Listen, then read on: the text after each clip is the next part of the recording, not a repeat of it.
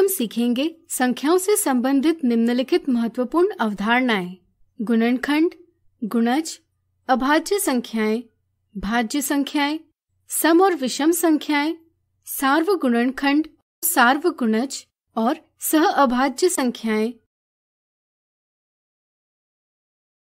यहाँ हमें 6 लकड़ियां दिख रही है। अगर हमें लकड़ियों को 2 समान समूहों में बांटना होगा तो क्या करना होगा? हमें 6 का 2 से विभाजन यानी डिवीजन करना होगा।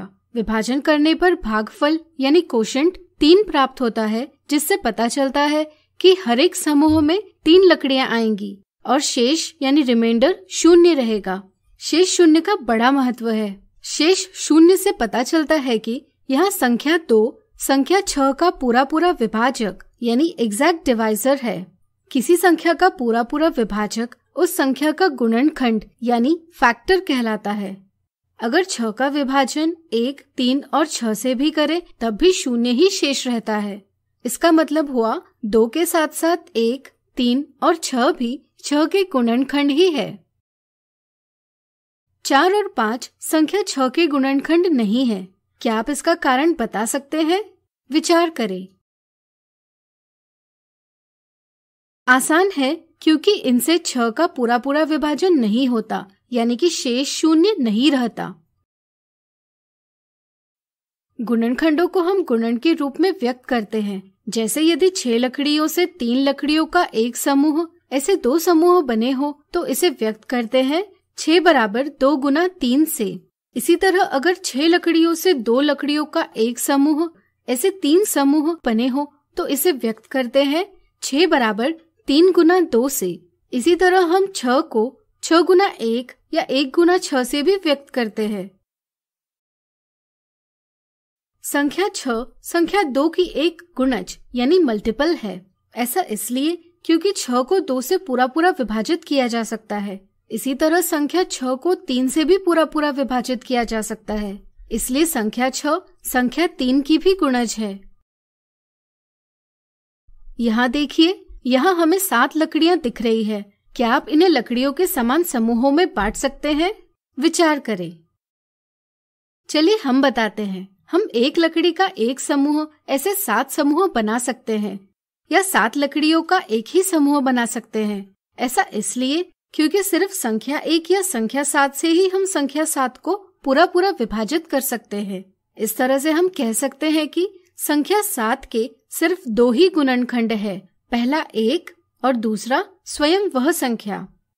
ऐसी संख्या जिसके सिर्फ 2 ही गुणनखंड होते हैं, इनके अलावा और कोई गुणनखंड नहीं होता, कहलाती है अभाज्य संख्या यानी प्राइम नंबर। इसके विपरीत ऐसे भी संख्याएं होती है जिनके 2 से अधिक गुणनखंड होते हैं।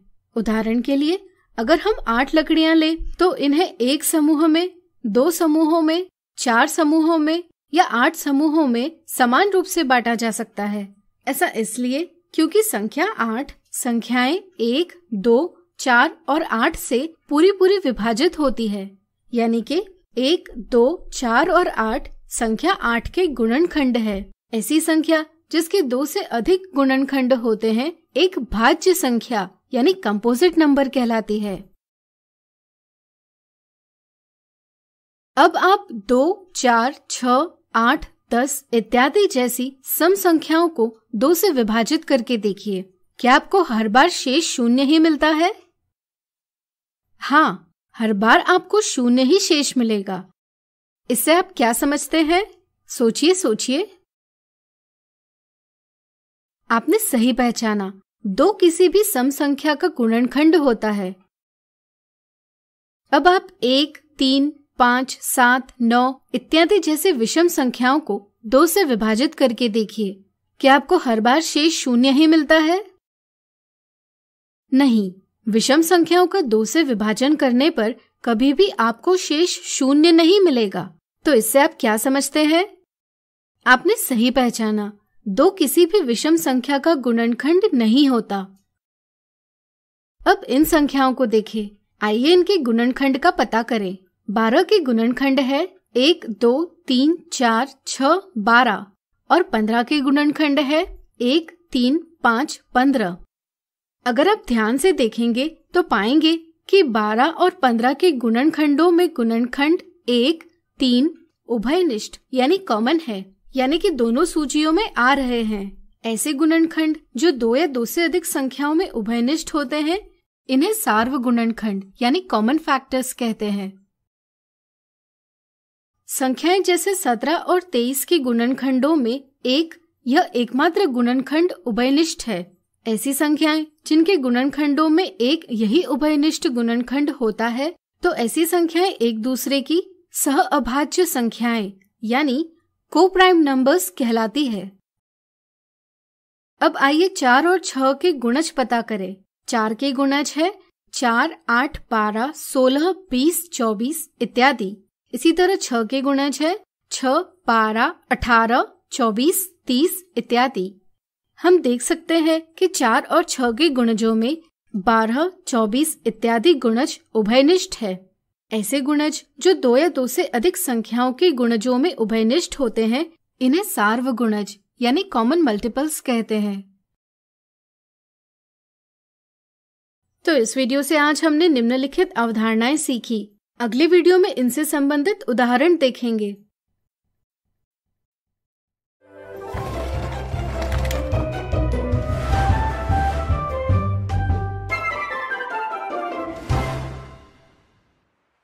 आज हम देखेंगे निम्नलिखित अवधारणाओं के उदाहरण: गुणनखंड, गुणज, अभाज्य संख्याएं, भाज्य संख्याएं, सार्वगुणनखंड और सार्वगुणज। उदाहरण: एक किसान के पास 12 संतरे हैं। वह इन्हें इस प्रकार व्यवस्थित करना चाहता है जिससे हर पंक्ति में संतरों की संख्या समान हो। क्या आप बता सकते हैं किसान ने 12 संतरों को किस प्रकार व्यवस्थित करना चाहिए? संतरों को व्यवस्थित करने के लिए शर्त है कि हर एक पंक्ति में संतरों की संख्या समान हो। किसान सभी 12 संतरों को एक पंक्ति में रख सकता है। इस व्यवस्था को गणित में व्यक्त करेंगे 12 बराबर 1 गुना 12 से।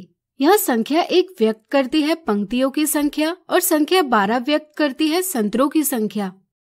12 संतरों को 2 पंक्तियों में भी समान रूप से विभाजित किया जा सकता है। ऐसा करने पर हर एक पंक्ति में 6 संतरे आएंगे, इसलिए संतरों की कुल संख्या 12 बराबर 2 गुना 6 से व्यक्त की जा सकती है। इसी तरह 12 संतरों को 3 पंक्तियों में भी विभाजित किया जा सकता है। इससे हर एक पंक्ति में 4 संतरे आएंगे, इसलिए संतरों की कुल संख्या 12 बराबर 3 गुना 4 से व्यक्त की जा सकती है। इसी प्रकार 12 संतरों को 4 पंक्तियों में, 6 पंक्तियों में और 12 पंक्तियों में भी विभाजित किया जा सकता है। इन व्यवस्थाओं को गणित में निम्नलिखित प्रकार से व्यक्त करेंगे। इस तरह से यदि 12 संतरों को इस प्रकार व्यवस्थित करना हो कि हर पंक्ति में संतरों की संख्या समान हो, तो हम 12 संतरों की एक पंक्ति बना सकते हैं, 6 संतरों की 2 पंक्तियां बना सकते हैं, 4 संतरों की 3 पंक्तियां बना सकते हैं, 3 संतरों की 4 पंक्तियां बना सकते हैं, 2 संतरों की 6 पंक्तियां बना सकते हैं तथा 1 संतरे की 12 पंक्तियां बना सकते हैं। इन व्यवस्थाओं के अलावा किसान 12 संतरों को किसी भी और व्यवस्था में विभाजित नहीं कर सकता। यहाँ हमने 12 के गुणनखंड यानी फैक्टर्स प्राप्त किए, जो है 1, 2, 3, 4, 6 और 12। अगला उदाहरण: एक आयताकार मैदान की लंबाई 32 मीटर है और चौड़ाई 36 मीटर है। यदि छड़ यानी रॉड से मैदान की लंबाई और चौड़ाई को पूरा मापना हो यानी एग्जैक्टली मेजर करना हो, तो छड़ की लंबाई क्या होनी चाहिए? इस उदाहरण में आयताकार मैदान की लंबाई 32 मीटर और चौड़ाई 36 मीटर दी है। हमें छड़ की ऐसी लंबाई ज्ञात करनी है जो इनका पूरा माप ले सके। ऐसा तभी संभव है जब छड़ की लंबाई से इन दोनों संख्याओं को पूरी तरह से विभाजित यानी डिवाइड किया जा सके, यानी कि छड़ की लंबाई 32 और 36 का सार्वगुणनखंड यानी कॉमन फैक्टर हो। आइए पहले हम 32 और 36 के गुणनखंड पता करें। 32 के गुणनखंड है 1, 2, 4, 8, 16, 32। इसी तरह क्या आप 36 के गुणनखंड पता कर पाएंगे? सोचिए। आपने सही सोचा। 36 के गुणनखंड है 1, 2, 3, 4, 6, 9, 12, 18 और 36। अब आइए इनमें सार्वगुणनखंड पता करें। 32 और 36 के गुणनखंडों में 1, 2 और 4 उभयनिष्ठ यानी कॉमन है, इसलिए 32 और 36 के ये सार्व गुणनखंड है। इसलिए छड़ की लंबाई 1 मीटर, 2 मीटर या 4 मीटर होने पर ही आयताकार मैदान की लंबाई और चौड़ाई का पूरा माप यानी मेजर किया जा सकता है। अगला उदाहरण, निम्नलिखित संख्याओं से अभाज्य संख्याएं यानी प्राइम नंबर्स और भाज्य संख्याएं यानी कंपोजिट नंबर्स कौन सी है? संख्या 7 का सिर्फ 1 और 7 से ही विभाजन किया जा सकता है, यानी कि संख्या 7 की गुणनखंड है 1 और 7। सिर्फ 2 गुणनखंड होने के कारण 7 एक अभाज्य संख्या है। इसी तरह आइए 9, 11, 18 और 19 के गुणनखंड पता करें। 9 के गुणनखंड है 1, 3, 9। 11 के गुणनखंड है 1, 11। 18 के गुणनखंड है 1, 2, 3, 6, 9, 18। 19 के गुणनखंड है 1, 19। चूंकि 11 और 19 के सिर्फ 2 गुणनखंड है, इसलिए 7 की ही तरह ये भी अभाज्य संख्याएं हैं। इसी तरह 9 और 18 के 2 से अधिक गुणनखंड होने के कारण ये भाज्य संख्याएं हैं। आज हमने देखे निम्नलिखित अवधारणाओं के उदाहरण। अगले वीडियो में इनसे संबंधित कुछ मिथ्या धारणाओं को दूर करेंगे।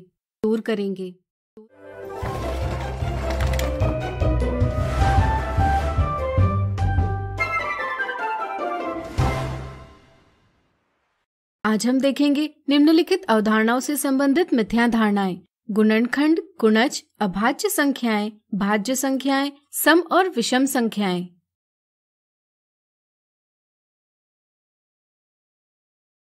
मिथ्या धारणा 1, निम्नलिखित संख्याओं से अभाज्य संख्याएं यानी प्राइम नंबर्स कौन सी है?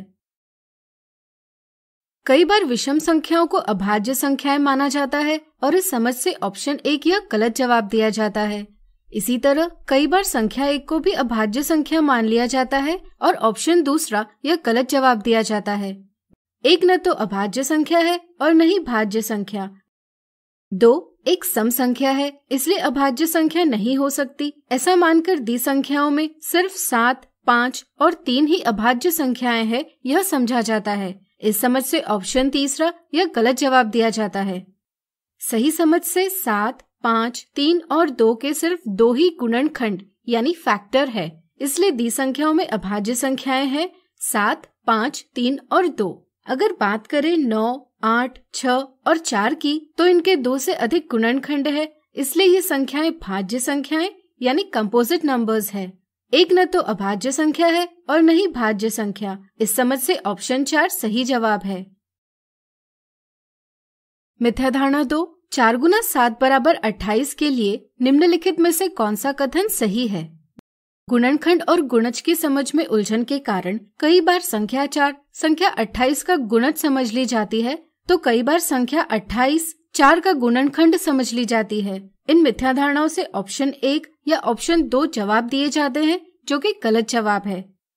सही समझ है कि गुणनखंडों के गुणन का परिणाम गुणज होता है, यानी कि अगर हम लिखेंगे 4 गुना 7 बराबर 28, तो इसका मतलब हुआ 4 और 7 संख्या 28 के गुणनखंड है और 28 संख्या 4 और 7 का एक गुणज। इस समझ से सही जवाब है ऑप्शन तीसरा, 28 संख्या 7 का गुणज है।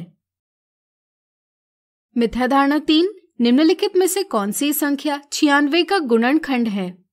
गुणनखंड और गुणज की समझ में उलझन के कारण कई बार 192 को संख्या 96 का गुणनखंड समझ लिया जाता है और गलत जवाब ऑप्शन 1 दिया जाता है। सही समझ यह है कि हम 96 को 2 गुना 48 के रूप में व्यक्त कर सकते हैं, इसलिए 48 संख्या 96 का गुणनखंड है। इस समझ से ऑप्शन 2 सही जवाब है। आज हमने देखी निम्नलिखित अवधारणाओं से संबंधित मिथ्या धारणाएं।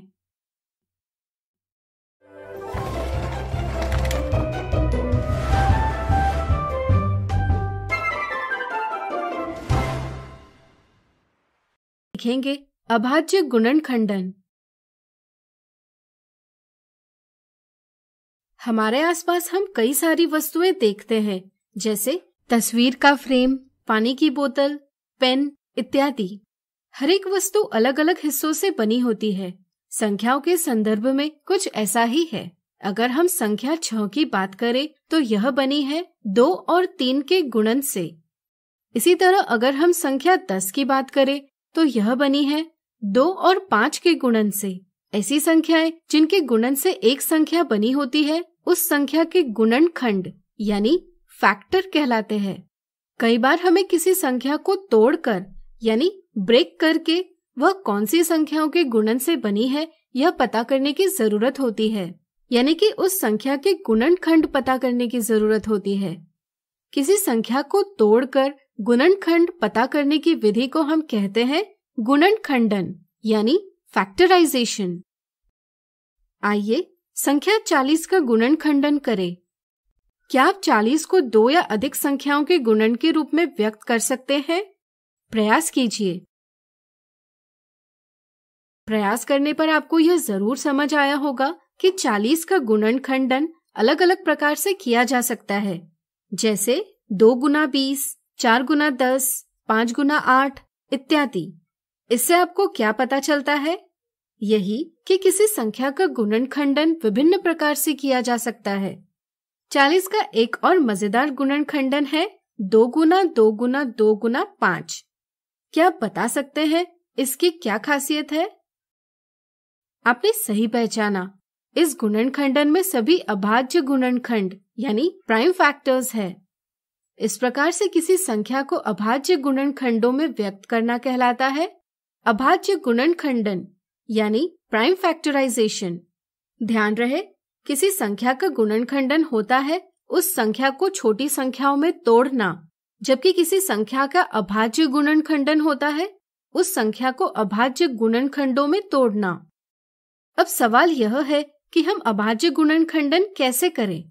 आइए यह करने का एक मजेदार तरीका सीखें। मान ले वह संख्या जिसका अभाज्य गुणनखंडन करना है एक वृक्ष है। जिस प्रकार वृक्ष शाखाओं से विभाजित होता है, ठीक इसी तरह हम उस संख्या के लिए गुणनखंडों का ऐसा युग्म यानी पेयर ज्ञात करेंगे जिनका गुणनफल वह संख्या होगी। इसी तरह जिस प्रकार वृक्ष की शाखाएं छोटी शाखाओं में और अंत में पत्तों में विभाजित होती है, ठीक उसी प्रकार हम गुणनखंडों को छोटे गुणनखंडों में व्यक्त करते जाते हैं। अंतिम चरण में जैसे पत्तों का विभाजन नहीं हो सकता, ठीक इसी तरह छोटे गुणनखंडों को प्राप्त करते हुए हम इस स्थिति में पहुंच जाते हैं जब हम किसी भी गुणनखंड को उससे छोटे गुणनखंड में व्यक्त नहीं कर सकते, यानी कि हम दी संख्या के अभाज्य गुणनखंड प्राप्त कर लेते हैं। है ना यह मजेदार विधि? अभाज्य गुणनखंडन करने की एक और विधि है विभाजन विधि यानी डिवीजन मेथड। आइए इसे समझें। आइए 40 के अभाज्य गुणनखंड प्राप्त करें। सबसे पहले स्क्रीन में दिखाई है ऐसी आकृति बनाएं। संख्या 40 का अभाज्य गुणनखंडन करना है, इसलिए इसे सबसे ऊपरी पंक्ति में दूसरे स्तंभ में लिखेंगे। अब हम सबसे छोटी अभाज्य संख्या खोजेंगे जो 40 को पूरा पूरा भाग देती हो। 2 से विभाज्यता के नियम से 40 को 2 से पूरा पूरा विभाजित किया जा सकता है, इसलिए हम 2 को पहली पंक्ति के पहले स्तंभ में लिखेंगे। 40 को 2 से भाग देने पर परिणाम 20 प्राप्त होगा। इसे हम 40 के नीचे दूसरी पंक्ति में लिखेंगे। फिर से सबसे छोटी अभाज्य संख्या खोजेंगे जो 20 को विभाजित करती हो। चूंकि 2 से 20 को पूरा पूरा भाग दिया जा सकता है, इसलिए हम दूसरी पंक्ति के पहले स्तंभ में 2 लिखेंगे और 20 विभाजन 2 का भागफल 10 तीसरी पंक्ति में दूसरे स्तंभ में लिखेंगे। इस प्रकार 10 का 2 से विभाजन करेंगे और 5 दूसरे स्तंभ में अगली पंक्ति में लिखेंगे। फिर हम 5 का 5 से विभाजन करेंगे। अंत में हमें 1 यह संख्या प्राप्त होगी। स्तंभ 1 की सभी संख्याएं संख्या 40 की अभाज्य गुणनखंड है, इसलिए हम लिखेंगे 40 बराबर 2 गुना 2 गुना 2 गुना 5। इस तरह से आज हमने सीखा अभाज्य गुणनखंडन। अगले वीडियो में कुछ उदाहरणों से इसे और अच्छे से जानेंगे।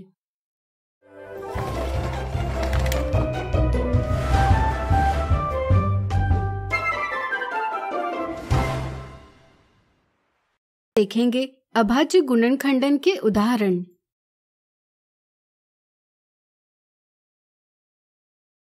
कक्षा में पहेलियों का खेल खेला जा रहा है। शिक्षक ने श्याम पट पर एक पहेली लिखी है। पहेली है, मैं 3 भिन्न भिन्न अभाज्य गुणनखंडों वाली सबसे छोटी संख्या हूँ, बताइए मैं कौन हूँ। इस पर अजय ने जवाब दिया 6, विजय ने जवाब दिया 105 और नम्रता ने जवाब दिया 30। आपके विचार में किसने सही जवाब दिया? आइए पहेली को एक बार फिर से पढ़ें। मैं 3 भिन्न भिन्न अभाज्य गुणनखंडों यानी प्राइम फैक्टर्स वाली सबसे छोटी संख्या हूँ, बताइए मैं कौन हूँ। यानी कि हमें ऐसी संख्या का पता लगाना है जो 3 भिन्न भिन्न अभाज्य गुणनखंडों वाली सबसे छोटी संख्या है। अब सबसे छोटी संख्या प्राप्त करने के लिए अभाज्य गुणनखंड भी छोटे होने चाहिए, लेकिन वे समान नहीं बल्कि भिन्न भिन्न होने चाहिए। इसलिए हम चुनेंगे 2, 3 और 5। सबसे छोटी संख्या पता करने के लिए आइए इनका गुणन करें। 2 गुना 3 गुना 5 का परिणाम है 30। इसलिए हम कह सकते हैं कि नम्रता ने सही जवाब दिया। अगला उदाहरण, 120 के सभी अभाज्य गुणनखंड ज्ञात कीजिए। किसी संख्या को उसके अभाज्य गुणनखंडों में व्यक्त करने की विधि कहलाती है अभाज्य गुणनखंडन यानी प्राइम फैक्टराइजेशन। आइए संख्या 120 का अभाज्य गुणनखंडन करें। इसके लिए हम गुणनखंड वृक्ष यानी फैक्टर ट्री या विभाजन विधि में से किसी भी विधि का प्रयोग कर सकते हैं। आइए यहाँ हम गुणनखंड वृक्ष विधि यानी फैक्टर ट्री मेथड का प्रयोग करें। सबसे पहले हम संख्या 120 के लिए ऐसा गुणनखंड युग्म यानी फैक्टर पेयर ज्ञात करेंगे जिनका गुणनफल 120 होगा। ऐसे कई युग्म हो सकते हैं, जैसे 4 और 30, 8 और 15, 5 और 24 इत्यादि। अगर आपको गुणनखंड युग्म पता करने में कठिनाई होती है तो आप विभाज्यता के नियमों यानी डिविजिबिलिटी रूल्स का उपयोग कर इन्हें आसानी से पता कर सकते हैं। वीडियो रोककर इन नियमों को जरूर पढ़ें। जैसे यहाँ संख्या 120 का अंतिम अंक 0 है, इसलिए यह संख्या 10 से विभाजित की जा सकती है। यानी कि 120 के गुणनखंड युग्म की एक संख्या होगी 10। दूसरी संख्या पता करने के लिए हम 120 को 10 से विभाजित करेंगे। इससे हमें युग्म की दूसरी संख्या प्राप्त होगी 12। जैसा कि आप देख सकते हैं 10 और 12 दोनों भी भाज्य संख्याएं यानी कंपोजिट नंबर्स है, इसलिए इन्हें भी हम इनके गुणनखंड युग्मों में व्यक्त कर सकते हैं और गुणनखंड वृक्ष आगे बढ़ा सकते हैं। क्या आप इनके गुणनखंड युग्म पता कर सकते हैं? सोचिए। चलिए हम बताते हैं। 10 का गुणनखंड युग्म है 2 और 5 और 12 का गुणनखंड युग्म है 3 और 4। यहाँ 2, 5 और 3 अभाज्य संख्याएं होने के कारण इनका और विभाजन नहीं किया जा सकता, यानी कि गुणनखंड वृक्ष की शाखाएं इनसे आगे नहीं जा पाएगी। लेकिन संख्या 4 का जरूर विभाजन किया जा सकता है। इससे हमें गुणनखंड युग्म प्राप्त होगा 2 और 2। इससे आगे अब शाखाएं नहीं बढ़ाई जा सकती। अब हम 120 को 2 गुना 2 गुना 2 गुना 3 गुना 5 के रूप में व्यक्त कर सकते हैं। इस प्रकार हमने 120 के सभी अभाज्य गुणनखंड ज्ञात कर लिए हैं। इसी तरह से किसी भी संख्या का अभाज्य गुणनखंड प्राप्त करने के लिए इसे शाखाओं में बांटते जाइए जब तक कि हमें सभी अभाज्य संख्याएं नहीं प्राप्त होती। अगला उदाहरण, निम्नलिखित संख्याओं में 2 और 3 दोनों कौन सी संख्या के अभाज्य गुणनखंड है?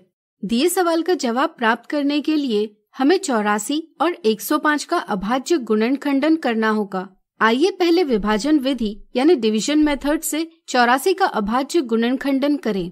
इस विधि से हम संख्या को अभाज्य संख्याओं जैसे 2, 3, 5, 7 इत्यादि से बार बार विभाजित करते हैं। सबसे छोटी अभाज्य संख्या है 2। 84 एक सम संख्या यानी इवन नंबर होने के कारण यह 2 से विभाज्य है। 84 का 2 से विभाजन कर परिणाम प्राप्त होगा 42। 42 को फिर से 2 से विभाजित कर परिणाम प्राप्त होगा 21। 21 2 से विभाज्य नहीं है, इसलिए हम अगली अभाज्य संख्या 3 से विभाज्यता की जांच करेंगे। चूँकि 21 के अंकों का योग 3 है जो 3 से विभाज्य है, इसलिए 21 भी 3 से विभाज्य है। 21 को 3 से विभाजित कर परिणाम प्राप्त होगा 7। चूँकि 7 एक अभाज्य संख्या है, इसलिए हम इसे उसी संख्या यानी 7 से ही विभाजित करेंगे। अंतिम चरण में हमें यह संख्या प्राप्त होगी जो दर्शाती है कि हमने 84 के सभी अभाज्य गुणनखंड प्राप्त कर लिए हैं। इस तरह से 84 को अभाज्य गुणनखंडों में व्यक्त करेंगे 2 गुना 2 गुना 3 गुना 7।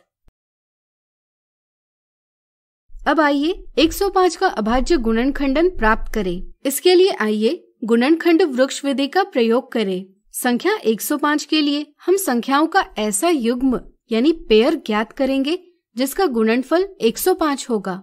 ऐसा एक युग्म है 15 और 7। इसी तरह 15 का गुणनखंडन युग्म है 3 और 5। चूंकि सभी शाखाओं के अंत में अभाज्य संख्याएं हैं, इसलिए अब हम कह सकते हैं कि 105 का गुणनखंड वृक्ष पूरा हुआ। इसी के साथ 105 को व्यक्त करेंगे 3 गुना 5 गुना 7 से। जैसा कि आप देख सकते हैं 2 और 3 दोनों संख्याएं सिर्फ 84 के अभाज्य गुणनखंडों में हैं, इसलिए दिए सवाल का जवाब है 84। आज हमने देखे अभाज्य गुणनखंडन के कुछ उदाहरण। अगले वीडियो में देखेंगे इससे जुड़ी कुछ मिथ्या धारणाएं और साधारण गलतियां।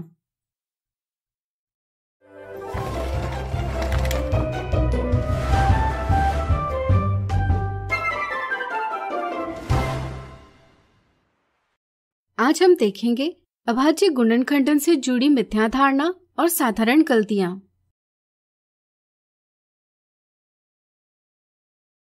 मिथ्या धारणा 1, कौन सा गुणनखंड वृक्ष यानी फैक्टर ट्री 30 का अभाज्य गुणनखंडन यानी प्राइम फैक्टराइजेशन सही प्रकार से व्यक्त करता है। कई बार गुणनखंड वृक्ष व्यक्त करते समय युग्म ढूंढने के लिए योग की संक्रिया का प्रयोग किया जाता है। जैसे ऑप्शन 1 में 10 और 20 का योग 30 है। इसी तरह 5 और 5 का योग 10 है। गुणनखंड वृक्ष को इस प्रकार से व्यक्त करना गलत है। सही समझ है कि किसी संख्या के लिए ऐसी संख्याएं ढूंढी जाती है जिनके गुणन का परिणाम वह संख्या होती है। इस समझ से सही जवाब है ऑप्शन दूसरा। कई बार संख्या 1 को भी गुणनखंड वृक्ष में शामिल कर लिया जाता है। यह समझना जरूरी है कि गुणनखंड वृक्ष अभाज्य गुणनखंडों को प्राप्त करने के लिए बनाया जाता है। एक न तो अभाज्य संख्या है न ही भाज्य संख्या, इसलिए ऑप्शन 3 भी गलत जवाब है। अब आइए जानें अभाज्य गुणनखंडन से जुड़ी कुछ साधारण गलतियां। कई बार गुणनखंडन और अभाज्य गुणनखंडन को एक जैसा समझा जाता है। उदाहरण के लिए अगर कहा जाए 18 के अभाज्य गुणनखंड प्राप्त करें तो इसके लिए जवाब दिया जाता है 1, 2, 3, 6, 9 और 18। इसी तरह अगर पूछा जाए 18 के गुणनखंड कौन से हैं, तो इसे प्राप्त करने के लिए 18 का अभाज्य गुणनखंडन किया जाता है और जवाब दिया जाता है 2, 3, 3। सही समझ बनाने के लिए गुणनखंडन और अभाज्य गुणनखंडन में अंतर समझना जरूरी है। गुणनखंडन से प्राप्त होने वाले गुणनखंड अभाज्य और भाज्य दोनों भी हो सकते हैं, लेकिन अभाज्य गुणनखंडन से सिर्फ ऐसे गुणनखंड प्राप्त होते हैं जो अभाज्य होते हैं। आज हमने देखी अभाज्य गुणनखंडन से जुड़ी मिथ्या धारणा और साधारण गलतियां।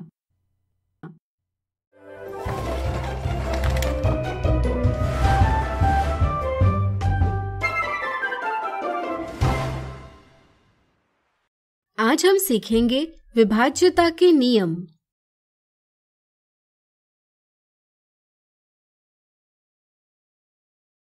हमारे जीवन में कई स्थितियां आती है जब हमें पता करना होता है कि कोई संख्या किसी दूसरी संख्या से विभाजित हो सकती है या नहीं। विभाज्यता के नियमों यानी डिविजिबिलिटी रूल्स से संख्या को विभाजित किए बिना कोई संख्या किसी दूसरी संख्या से विभाजित हो सकती है या नहीं, यह आसानी से पता किया जा सकता है। आइए इन नियमों को जानें। 2 से विभाज्यता यानी डिविजिबिलिटी बाय 2।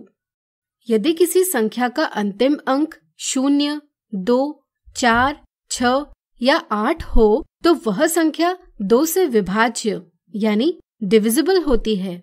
ऐसा इसलिए क्योंकि जब भी किसी संख्या का अंतिम अंक 0, 2, 4, 6 या 8 होता है तो वह एक सम संख्या होती है और कोई भी सम संख्या 2 से विभाज्य होती है। इसलिए हम कह सकते हैं कि 2 से विभाज्यता के लिए संख्या का अंतिम अंक सम होना चाहिए। 3 से विभाज्यता यानी डिविजिबिलिटी बाय 3। यदि किसी संख्या के सभी अंकों का योग 3 से विभाज्य हो तो वह संख्या 3 से विभाज्य होती है। 4 से विभाज्यता यानी डिविजिबिलिटी बाय 4। यदि किसी संख्या के अंतिम 2 अंकों से बनने वाली संख्या 4 से विभाज्य हो तो वह संख्या 4 से विभाज्य होती है। 5 से विभाज्यता यानी डिविजिबिलिटी बाय 5। यदि किसी संख्या का अंतिम अंक 0 या 5 हो तो वह संख्या 5 से विभाज्य होती है। 6 से विभाज्यता यानी डिविजिबिलिटी बाय 6। यदि कोई संख्या 2 और 3 दोनों से विभाज्य हो तो वह संख्या 6 से भी विभाज्य होती है। चलिए जानते हैं यह नियम क्यों काम करता है। यहाँ 2 और 3 सह अभाज्य संख्याएं यानी कोप्राइम नंबर्स है, यानी कि 1 के अलावा कोई भी दूसरी संख्या इन दोनों का सार्वगुणनखंड यानी कॉमन फैक्टर नहीं है। अगर 2 सह अभाज्य संख्याएं किसी संख्या को पूरा विभाजित करती है तो इनके गुणन से प्राप्त होने वाली संख्या भी उस संख्या को पूरा विभाजित करती है। संक्षेप में हम कह सकते हैं कि किसी संख्या से विभाज्यता की जांच के लिए हम उसके सह अभाज्य गुणनखंडों से विभाज्यता की जांच करते हैं। 8 से विभाज्यता यानी डिविजिबिलिटी बाय 8। यदि किसी संख्या के अंतिम 3 अंकों से बनने वाली संख्या 8 से विभाज्य हो तो वह संख्या 8 से विभाज्य होती है। 9 से विभाज्यता यानी डिविजिबिलिटी बाय 9। यदि किसी संख्या के सभी अंकों का योग 9 से विभाज्य हो तो वह संख्या 9 से विभाज्य होती है। 10 से विभाज्यता यानी डिविजिबिलिटी बाय 10। यदि किसी संख्या का अंतिम अंक 0 हो तो वह संख्या 10 से विभाज्य होती है। आप इसे ऐसा भी समझ सकते हैं कि 2 और 5 ये दोनों सह अभाज्य संख्याएं संख्या 10 के गुणनखंड है। किसी संख्या के अंत में 0 होने पर वह संख्या 2 से और 5 इन दोनों से विभाज्य है, इसलिए वह संख्या इनके गुणनफल यानी प्रोडक्ट 10 से भी विभाज्य है। 11 से विभाज्यता यानी डिविजिबिलिटी बाय 11। किसी संख्या में दाएं से विषम स्थानों यानी ऑड प्लेसेस के अंकों का योग और सम स्थानों यानी इवन प्लेसेस के अंकों का योग प्राप्त करें। इनका व्यवकलन अगर 0 है या 11 से विभाज्य है तो वह संख्या 11 से विभाज्य होती है। अब चलिए कुछ मजेदार पैटर्न देखें। यहाँ कुछ संख्याएं दी है, क्या इनमें कोई समानता है? सोचिए। चलिए हम बताते हैं। इन सभी संख्याओं का अंतिम अंक सम है, इसलिए ये सभी संख्याएं 2 से विभाज्य है। अगर हम इनके अंतिम 2 अंकों को देखें तो हम पाएंगे कि अंतिम 2 अंकों से बनने वाली संख्याएं 4 से विभाज्य है, यानी कि हम कह सकते हैं कि ये संख्याएं 4 से भी विभाज्य है। इसी तरह अगर हम अंतिम 3 अंकों पर विचार करें तो हम पाएंगे कि अंतिम 3 अंकों से बनने वाली संख्याएं 8 से विभाज्य है, इसलिए दी संख्याएं 8 से भी विभाज्य है। इस तरह से किसी संख्या की 2 से विभाज्यता अंतिम अंक को देखकर, 4 से विभाज्यता अंतिम 2 अंकों को देखकर और 8 से विभाज्यता अंतिम 3 अंकों को देखकर पता की जा सकती है।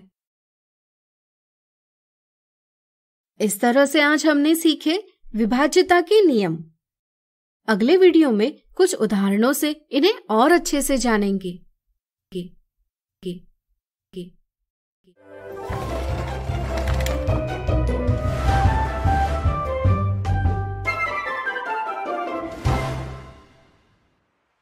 आज हम देखेंगे विभाज्यता के नियमों के उदाहरण। एक किसान के पास बेचने के लिए 187 फल है। क्या आप फलों की कम से कम संख्या पता कर सकते हैं जिससे वह इन फलों को समान रूप से बांट पाएगा?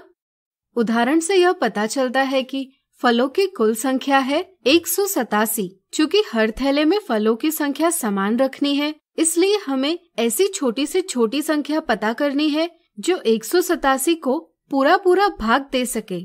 पता करने के लिए हम विभाज्यता के नियमों यानी डिविजिबिलिटी रूल्स का उपयोग करेंगे। 187 का अंतिम अंक 7 है, जो 0, 2, 4, 6 या 8 इनमें से कोई भी अंक नहीं है। इसलिए 187 यह संख्या 2 से विभाज्य नहीं है। 187 में अंकों का योग है 16। चूंकि संख्या 16 3 से विभाज्य नहीं है, इसलिए 187 भी 3 से विभाज्य नहीं है। 187 के अंतिम 2 अंकों से संख्या 87 बनती है। 87 का 4 से विभाजन करने पर परिणाम संख्या 21 प्राप्त होती है, लेकिन शेष 3 रह जाते हैं। चूंकि 187 के अंतिम 2 अंकों से बनने वाली संख्या 4 से विभाज्य नहीं है, इसलिए 187 भी 4 से विभाज्य नहीं है। 187 का अंतिम अंक न तो 0 है और न ही 5, इसलिए 187 यह संख्या 5 से भी विभाज्य नहीं है। चूंकि 187 यह संख्या न तो 2 से विभाज्य है न ही 3 से, इसलिए 187 यह संख्या 6 से भी विभाज्य नहीं है। 7 से विभाज्यता के लिए हमने कोई नियम नहीं सीखा है, इसलिए 187 से 7 की विभाज्यता की जांच के लिए हमें 187 का 7 से विभाजन करना होगा। विभाजन का परिणाम 26 प्राप्त होता है, लेकिन 5 शेष रह जाते हैं, इसलिए 187 यह संख्या 7 से विभाज्य नहीं है। 187 के अंतिम 3 अंक 187 ही है। 187 को 8 से विभाजन करने पर 23 परिणाम प्राप्त होता है और शेष 3 बचते हैं, यानी कि 187 यह संख्या 8 से भी विभाज्य नहीं है। 187 के सभी अंकों का योग 16 है, जो 9 से विभाज्य नहीं है, इसलिए 187 भी 9 से विभाज्य नहीं है। 187 का अंतिम अंक 0 नहीं है, इसलिए 187 यह संख्या 10 से विभाज्य नहीं है। अब आइए 11 से विभाज्यता की जांच करें। 187 में दाएं से 7 और 1 विषम स्थान यानी ऑड प्लेस पर है और 8 सम स्थान यानी इवन प्लेस पर है। विषम स्थान के अंकों का योग 1 धन 7 बराबर 8 है। इसी तरह सम स्थान के अंकों का योग है 8। चूंकि इनके परिणामों का व्यवकलन 8 ऋण 8 बराबर 0 है, इसलिए 187 यह संख्या 11 से विभाज्य है। इस तरह से हर थैले में कम से कम 11 फल रखे जाने चाहिए। अगला उदाहरण, क्या निम्नलिखित संख्या 6 और 11 से विभाज्य है? 6 से विभाज्यता का नियम हमें बताता है कि कोई संख्या अगर 2 और 3 दोनों से विभाज्य है तो वह 6 से भी विभाज्य होगी। इसलिए पहले हम दी संख्या की 2 और 3 से विभाज्यता की जांच करेंगे। दी संख्या का अंतिम अंक 6 है, जो कि 0, 2, 4, 6 या 8 इनमें से एक है, इसलिए यह संख्या 2 से विभाज्य है। इसी तरह दी संख्या के सभी अंकों का योग है 31।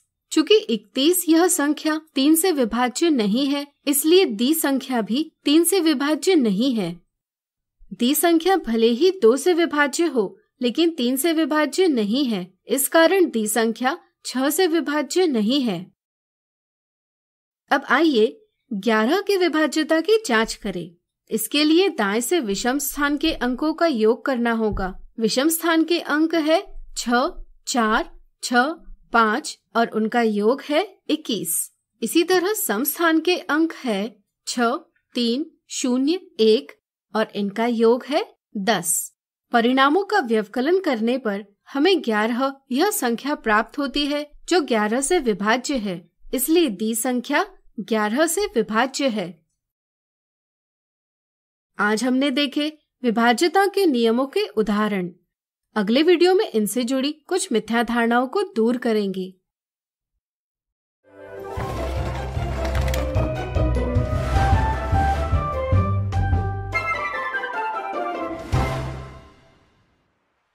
आज हम देखेंगे विभाज्यता के नियमों से संबंधित मिथ्या धारणाएं और साधारण गलतियां।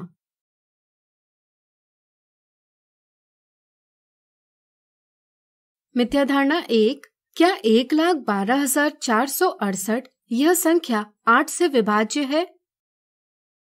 कई बार यह समझ होती है कि कोई संख्या दूसरी संख्या से विभाजित होती है या नहीं, यह उस संख्या के अंतिम अंक को देखकर पता किया जाता है। चूंकि यह अंतिम अंक 8 है, इसलिए दी संख्या 8 से विभाज्य है, यह समझा जाता है और ऑप्शन 1 यह गलत जवाब दिया जाता है। सही समझ है कि संख्याओं से विभाज्यता के लिए अलग अलग नियम है। 8 से विभाज्यता का नियम है कि अगर संख्या के अंतिम 3 अंकों से बनने वाली संख्या 8 से विभाज्य होगी तो वह संख्या भी 8 से विभाज्य होती है। यहाँ अंतिम 3 अंक संख्या 468 बनाते हैं। इस संख्या को 8 से विभाजित करने पर परिणाम 58 प्राप्त होता है, लेकिन 4 शेष रह जाते हैं। इसलिए संख्या 468 संख्या 8 से विभाज्य नहीं है, यानी कि दी संख्या भी 8 से विभाज्य नहीं है। मिथ्या धारणा 2, 3 से विभाज्यता के लिए दी संख्या में a के स्थान पर कौन सा अंक आएगा? a के स्थान पर 3 लिखने से संख्या 25,363 बनेगी। कई बार यह एक गलत समझ होती है कि संख्या का अंतिम अंक 3 है, इसलिए यह संख्या 3 से विभाज्य होगी। अगर a के स्थान पर 2 लिखे तो हमें 25,362 यह एक सम संख्या प्राप्त होगी। कई बार यह भी मिथ्या धारणा होती है कि सम संख्या का विषम संख्या से विभाजन नहीं होता। इन मिथ्या धारणाओं से ऑप्शन दूसरा गलत मानकर ऑप्शन 1 जवाब दिया जाता है, जो कि एक गलत जवाब है। 3 से विभाज्यता की जांच के लिए पहले हम a के स्थान पर 3 रखकर बनने वाली संख्या 25,363 के अंकों का योग ज्ञात करेंगे। इनका योग होगा 19। चूंकि 19 यह संख्या 3 से विभाज्य नहीं है, इसलिए 25,363 भी 3 से विभाज्य नहीं है, यानी कि a के स्थान पर 3 नहीं लिखा जा सकता। फिर हम a के स्थान पर 2 रखकर बनने वाली संख्या 25,362 के अंकों का योग ज्ञात करेंगे। इनका योग होगा 18। क्योंकि 18 यह संख्या 3 से विभाज्य है, इसलिए संख्या 25,362 भी 3 से विभाज्य है, यानी कि a के स्थान पर 2 लिखना सही होगा। इसलिए ऑप्शन दूसरा सही जवाब है। इसी के साथ आइए अब विभाज्यता के नियमों से संबंधित कुछ साधारण गलतियों को समझें। कई बार विभाज्यता के नियम पता होते हैं, लेकिन अगर कोई बड़ी संख्या देखकर किसी संख्या से विभाज्यता की जांच करने के लिए पूछा जाए तो नियमों का उपयोग न करके विभाजन से ही जांच की जाती है। कई बार नियम सही तरीके से लगाने में भी कठिनाई होती है। विभाज्यता की जांच के लिए विभाज्यता के नियम सहायता प्रदान करते हैं। जैसे 3 से विभाज्यता का नियम है, सभी अंकों का योग अगर 3 से विभाज्य हो तो वह संख्या भी 3 से विभाज्य होती है। यह संख्या के सभी अंकों का योग है 45, जो कि 3 से विभाज्य है, इसलिए यह संख्या भी 3 से विभाज्य है।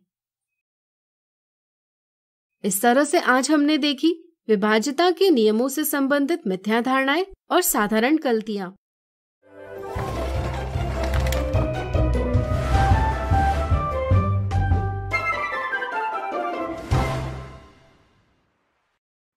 आज हम सीखेंगे महत्तम समापवर्तक और लघुत्तम समापवर्तीय।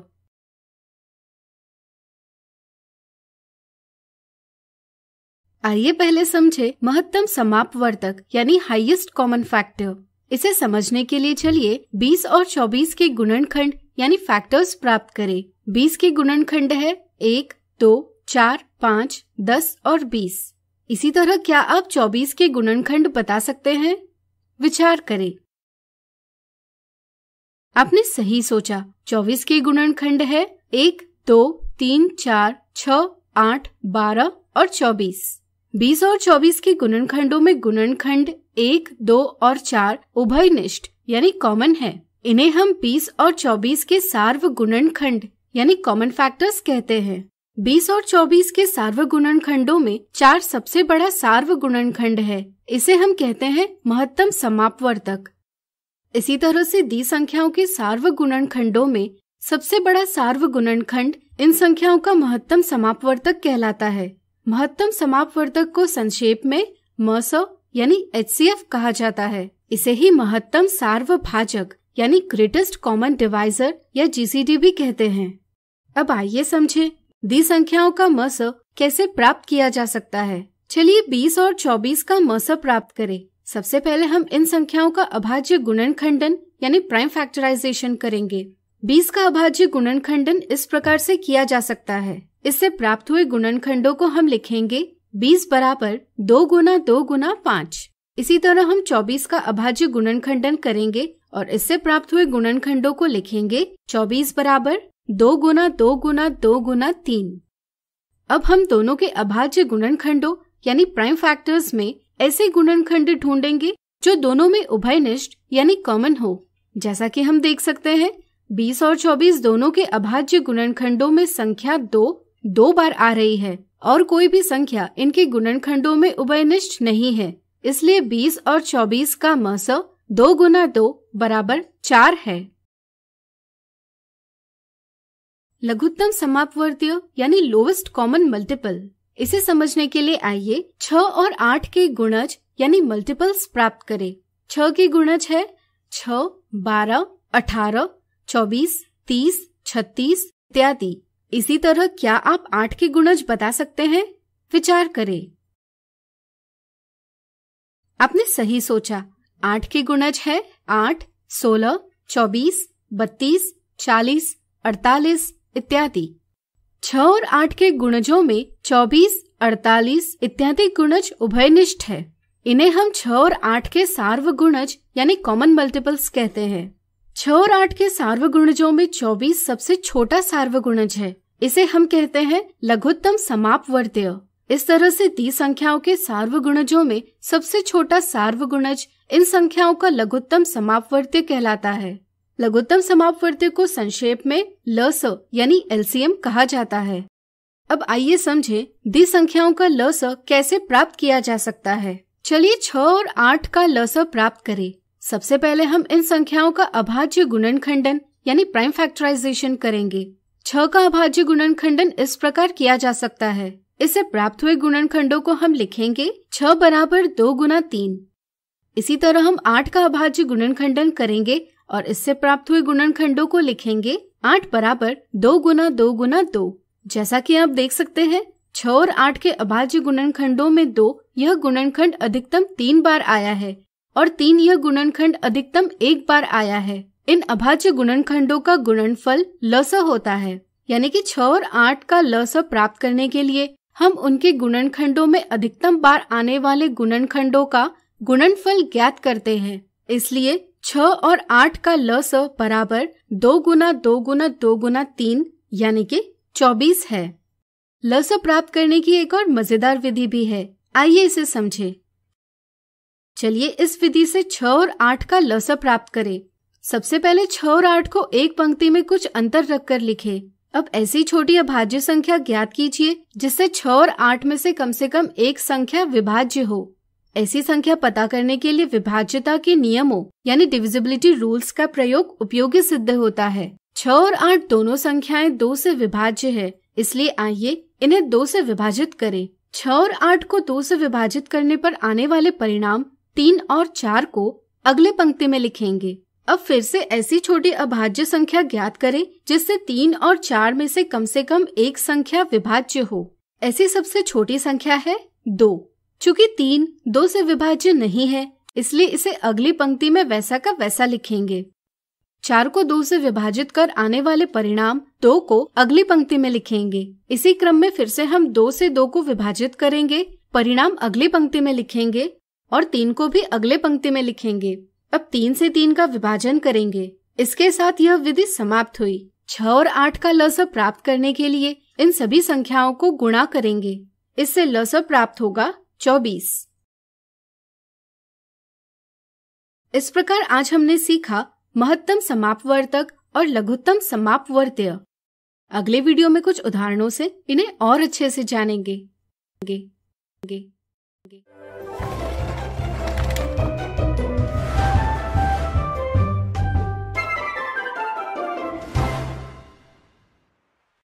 आज हम देखेंगे निम्नलिखित अवधारणाओं के उदाहरण।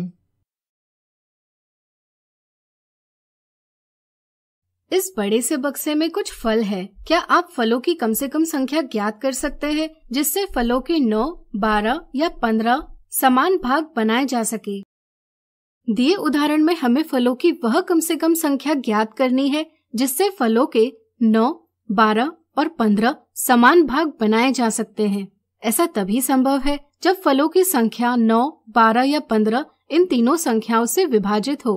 फलों की ऐसी कम से कम संख्या 9, 12 और 15 का लसअ यानी एलसीएम निकालकर पता की जा सकती है। इसके लिए हम इन संख्याओं को इस प्रकार लिखेंगे। अब सबसे छोटी अभाज्य संख्या ज्ञात करेंगे जो इनमें से कम एक संख्या को विभाजित करती हो। ऐसी संख्या है 2।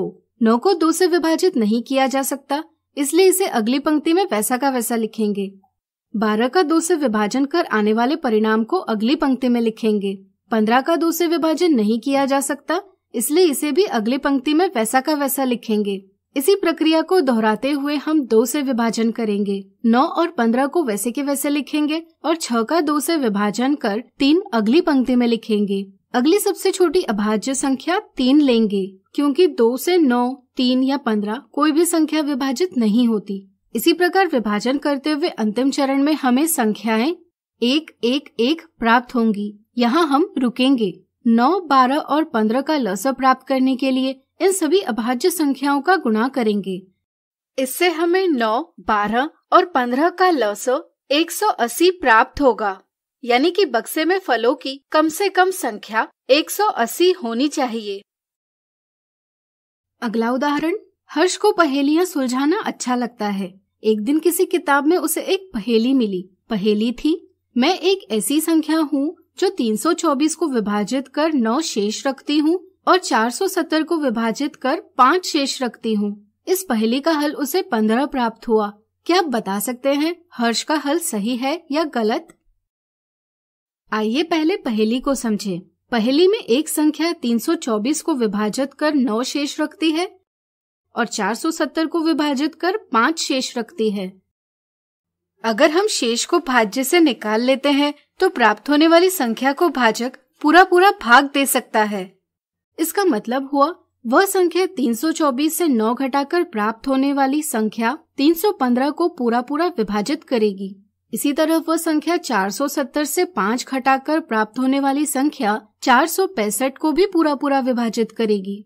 यानी कि वह संख्या 315 और 465 दोनों का सबसे बड़ा गुणनखंड यानी फैक्टर होगी, जिसे हम कह सकते हैं मस।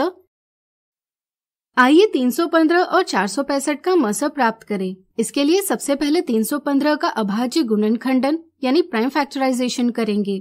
यह हम इस प्रकार कर सकते हैं। इस तरह से 315 बराबर 3 गुना 3 गुना 5 गुना 7 है। अब हम 465 का अभाज्य गुणनखंडन करेंगे। यह हम इस प्रकार से कर सकते हैं। इस तरह से 465 बराबर 3 गुना 5 गुना 31 है। दोनों के गुणनखंडों में 3 और 5 उभयनिष्ठ यानी कॉमन है, इसलिए 315 और 465 का मस बराबर 3 गुना 5 यानी कि 15 है। आइए जवाब सही होने की पुष्टि करें।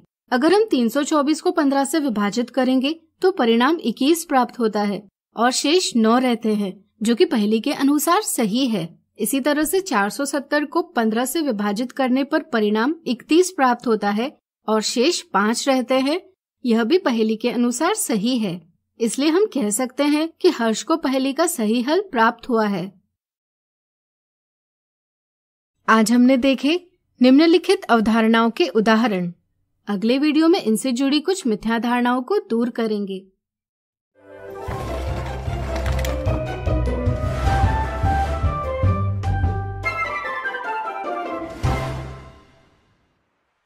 आज हम देखेंगे निम्नलिखित अवधारणाओं से संबंधित मिथ्या धारणाएं और साधारण गलतियां। मिथ्या धारणा 1, निम्नलिखित संख्याओं में 14 और 15 का मस यानी HCF क्या है? मस की समझ में उलझन के कारण कई बार लस यानी LCM प्राप्त करने की विधि का प्रयोग किया जाता है और 210 यह जवाब दिया जाता है। यह एक गलत जवाब है। मस प्राप्त करने के लिए 14 और 15 का अभाज्य गुणनखंडन यानी प्राइम फैक्टराइजेशन किया जाता है, लेकिन इनके गुणनखंडों में कोई भी गुणनखंड उभयनिष्ठ यानी कॉमन न होने के कारण इनका मस 0 समझा जाता है। यह भी एक गलत समझ है। सही समझ यह है कि 14 और 15 सह अभाज्य संख्याएं यानी कोप्राइम नंबर्स है, यानी कि इनके गुणनखंडों में सिर्फ एक यही गुणनखंड उभयनिष्ठ है। इसलिए 14 और 15 का मस 1 है। इसलिए ऑप्शन 3 सही जवाब है। मिथ्या धारणा 2, निम्नलिखित संख्याओं में 90 और 84 का लस क्या है? 90 और 84 का लस प्राप्त करने के लिए कई बार इनके अभाज्य गुणनखंड यानी प्राइम फैक्टर तो सही प्रकार से प्राप्त कर लिए जाते हैं, लेकिन गुणनखंडों को चुनने में गलतियां की जाती है। जैसे 2 और 3 दोनों संख्याओं में उभयनिष्ठ गुणनखंड है, इसलिए इन्हें छोड़कर बाकी सभी गुणनखंडों का गुणा किया जाता है। इससे ऑप्शन 1 यह गलत जवाब प्राप्त होता है। इसी तरह कई बार सिर्फ एक बार आए गुणनखंडों को छोड़कर सिर्फ 2 या 2 से अधिक बार व्यक्त हुए गुणनखंडों को ही चुना जाता है। इससे ऑप्शन 2 यह गलत जवाब प्राप्त होता है। गुणनखंडों को चुनने की सही विधि इस प्रकार है। 90 और 84 के गुणनखंडों में 2 यह गुणनखंड अधिकतम 2 बार आया है, इसलिए हम लिखेंगे 2 गुना 2। इसी के साथ 3 यह गुणनखंड अधिकतम 2 बार आया है, इसलिए 2 गुना 2 के साथ इनका भी गुना करेंगे। 5 और 7 अधिकतम 1 बार आए हैं, इसलिए इन्हें भी गुणन में शामिल करेंगे। इससे गुणन बन जाएगा जिसका गुणनफल होगा 1260। यह 90 और 84 का लौस है, इसलिए ऑप्शन 3 सही जवाब है। अब आइए जाने महत्तम समापवर्तक यानी हाईएस्ट कॉमन फैक्टर और लघुत्तम समापवर्तीय यानी लोवेस्ट कॉमन मल्टीपल से संबंधित कुछ साधारण गलतियां। साधारण गलती 1, अभाज्य गुणनखंडन से प्राप्त होने वाले गुणनखंडों को व्यक्त करते समय कई बार योग के संकेत का या अल्पविराम के संकेत का प्रयोग किया जाता है। यह समझना जरूरी है कि अभाज्य गुणनखंडों को व्यक्त करते समय इनमें गुणन का संकेत लिखना सही है। साधारण गलती 2, कई बार छात्र महत्तम समापवर्तक और महत्तम सार्वभाजक यानी ग्रेटेस्ट कॉमन डिवाइजर या जीसीडी को 2 अलग अलग अवधारणाएं समझ लेते हैं। इसलिए अगर 2 संख्याओं का महत्तम सार्वभाजक पता करने के लिए कहा जाए तो उनके पास कोई जवाब नहीं होता। यह समझना जरूरी है कि महत्तम समापवर्तक और महत्तम सार्वभाजक ये दोनों समान ही है, या हम कह सकते हैं कि दोनों में सिर्फ नाम मात्र का अंतर है। इस तरह से आज हमने देखी निम्नलिखित अवधारणाओं से संबंधित मिथ्या धारणाएं और साधारण गलतियां।